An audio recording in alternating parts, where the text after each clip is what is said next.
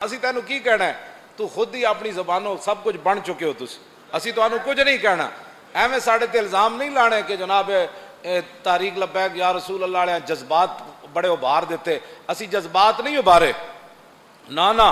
असी जज्बात बिल्कुल किसी दे नहीं उभारे। एक गर्दो गुबार पे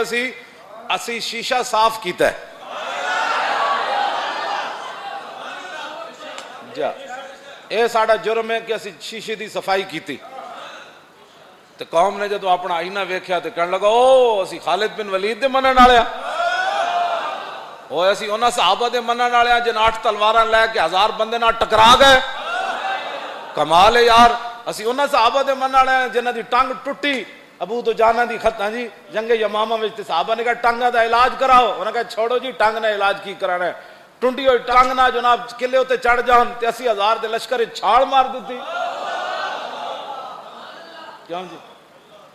उन्हें क्या यार असी उन्होंने सहाबा दे मनन वाले, साढ़े एडे वड्डी तारीख है तो सानू ये ना बेहतर है कि इन शेरों को सिखा दे, रम्याहू बाकी ना रहे शेर की शेरी का फसाना, करते हैं गुलामों को गुलामी पे रजामंद और तावीले मसाइल को बनाते हैं बहाना।